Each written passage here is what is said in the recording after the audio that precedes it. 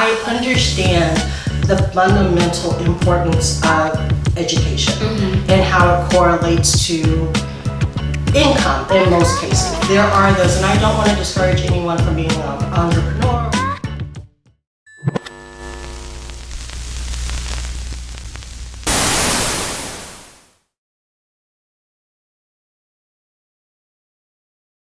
What's going on, Black Bookers, and welcome back to another episode of Book Black TV. We have the lovely Michelle Weaver here with Homework Q&A. Hello. Thank you so much for having me. Yes, we're glad to have you here. As you know, we love to share about Black businesses in Houston and let you know what they have going on and what's coming up. But before we get started, we're going to start with a round of Black Family Feud. You ready? You know it was coming. Are you ready? It's real easy, okay? You gotta know this. Okay. Name one food that Black people always got in their kitchen cabinet. Come on! You gotta know The this. first thing I was like Kool-Aid or sugar or something. Come on, you gotta give me something else. Something you eat. Chips. Okay. I failed. It's noodles, girl! Everybody always got noodles! I got a whole box of noodles right now. But, you know, that's enough about that Black Family Feud, y'all. It was easy. It is. You got noodles in your cabinet? I don't. No, I have it from like when my daughter gets sick. She likes noodles. But no, I don't. I'm sorry. You know, we're a little older now. We kind of out of that college phase when we was tearing up the noodles. But, you know, I always keep some noodles. My husband, he likes to eat. And sometimes it's just easy for him to go there and get some noodles. You don't have to worry about He be adding his own shrimp and hot sauce. I don't know what he be having going on in there. He have his own little hibachi grill with them noodles going on. But tell us about yourself. Yeah, so I am a native Houstonian, pretty much. I moved here when I was 4. I grew up in the Alief area and went to school up in East Texas at Stephen F. Austin, graduated, and then majored in communications.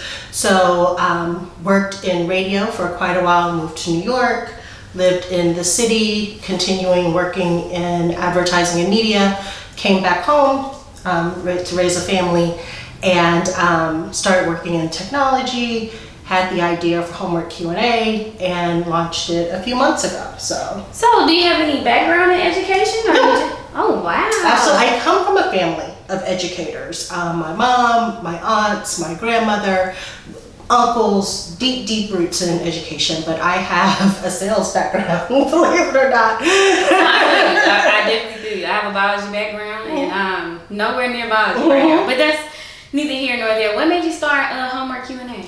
Yeah, so it's interesting. I was working in technology, and I traveled quite a bit, and was, like I mentioned, I was in sales, and so I was getting ready one evening to go see a client. So I was having to go out of town. I was preparing dinner, like we were just talking about, for my family, responding to a client emails. It was just a ton of things going on, and my daughter had just started her first year of middle school and was like, "Mommy, I need help with my math homework." And I was like, "What?" Your husband and I were actually talking earlier, and it was like, math is so new now. And so I did what I think most families do, and that was go call your uncle, he's great in math. Or go call, whomever, and they can help you. And so it happened, the same scenario, like 6 months later, I was still working, but my daughter was like, "I just need a little bit of help." And I told my husband and I were talking, and we knew like tutoring wasn't for her. She had all A's, but there would just be instances where she just didn't get it. So I was like, there has to be a resource where you don't want to make the financial nor the time commitment to tutoring, but you still need help, and parents might be time starved. They may not know. They may not want to be bothered with it, or they may just be like, "You know what, I don't know, but I want to know with you. How can we find out together?" Right? So that's how the concept came to be. That is awesome. So how do you actually prepare the students or get them ready in the education field? Like what happens? Are you doing face-to-face tutoring, or are you doing virtual? How does it work? Great question. So we are 100% virtual, and by design. It was virtual, even prior to COVID. So you was ready? It was like, oh my God, COVID happened, and I was like, been like opportunity. But no, we are 100% virtual. And essentially what happens is there's a couple of ways. You can log onto the site. There's a way for you to submit the homework assignment or the question you have about specifically. You upload it to us, we receive it, we match you with the teacher that's able to help, or you can email us. And then, typically that's primarily how it's been working. Parents have had a couple of questions, so they want to talk to me or talk to a teacher before they get started. We answer those questions and then we set you up. Cool. So is this your full-time everyday thing? Yeah, for now it sure is. Absolutely, yeah. That is awesome. So have you partnered with any schools or? Yeah, so we've reached out to a couple of schools in the Houston area as far as, so a couple of things. There is a giving back component. So if you log on to the Homework QA site, you're able to, let's say you like the concept of the idea, but you don't have children, you can donate. Okay. And so what I do is I give mini scholarships back to families in need that might find value in a service like ours, but they don't have the financial resources. Gotcha. So we partner with schools that way.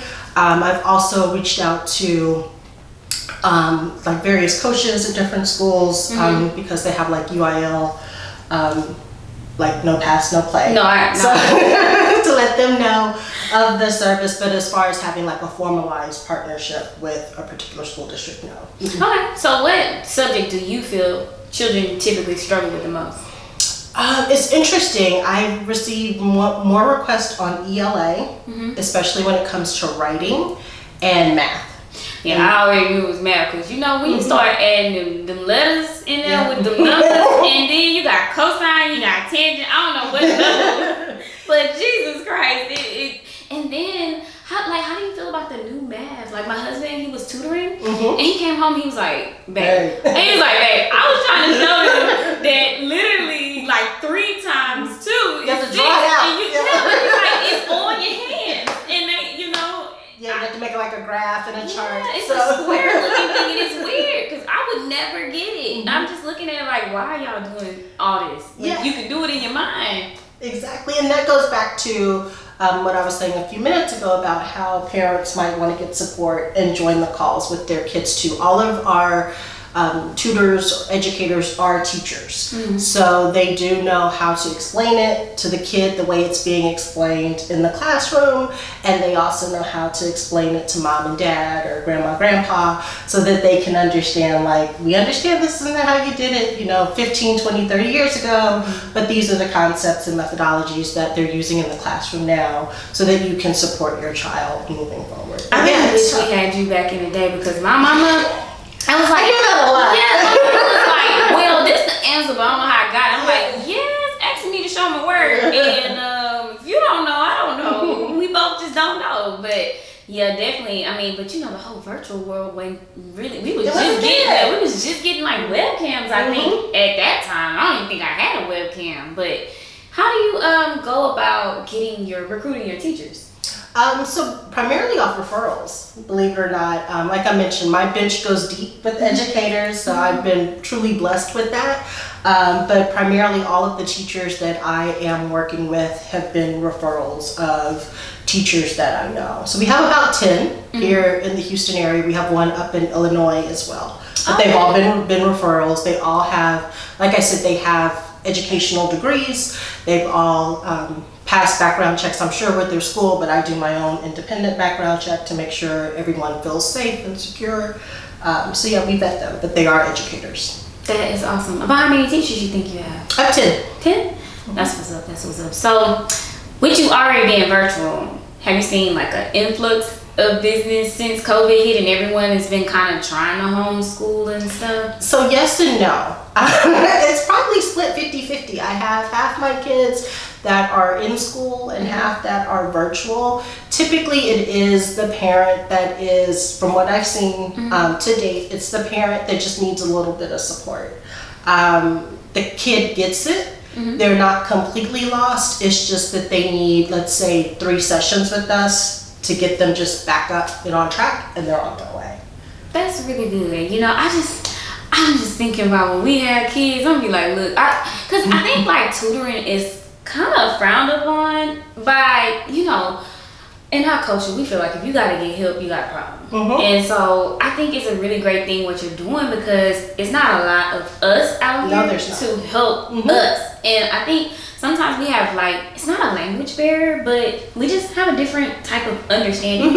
And having somebody that can relate to you, I think that really helps a lot, because a lot of times when people tell me stuff like, I don't really like to talk to people a lot. Like, I let my husband do most of the networking, because he's been in the corporate world and he knows their language. And when they're talking to me, they be saying big words. And I'm just like, I'm smart. I can understand you. I just need you to explain it to me in a way that I can understand. So I'm totally for tutoring. Like, as much help as you can get, like, in college, I took advantage of that free tutoring. I mean, it wasn't free to pay for, school, but it's no longer free. Right, school wasn't free, but when my professors had time on when they were like anatomy, oh my God, people probably thought I had something going on with the professor the way I was up in his class, because I needed to get it, and that was one class that it was so much information, I needed help receiving it. So I really appreciate you being in the community and being able. Absolutely. And to your point, that's what kind of developed when I was putting the business together, in that I've worked in corporate America for many years, and there's not many of us. The last job I had, I was the only Black person that worked at the entire company. It was a company of 500. The company before that, I think there were 2 of us. And the company before that, I worked at a company that had maybe 3,000 people, over 200 sellers. I was the only Black woman seller that they had. So I understand the fundamental importance of education and how it correlates to income in most cases. There are those, and I don't want to discourage anyone from being an entrepreneur or an athlete or any of those other things, but conventionally, having an education is not something that anyone can take away from you. And it levels the playing field, and, from what I can tell. And so the grades we primarily focus on are 5th through 9th. And that's right before the classes start getting really challenging. When you get to high school, when you're having to take the pre-cal and the chemistry and all that, if you have that strong foundation going in and you feel confident, or I'm having trouble, I know how to reach out for help when I need it, it's just going to propel you and set you up for success a lot earlier. So that's primarily my goal and objective. So although you focus on 5th through 9th, will you take somebody that's also maybe like 10th, 11th, or? It depends on the subject. Okay. 2 of my math teachers are in the high school, so they probably, I know they're capable of helping. One of them tutored in college, so I know she could do it.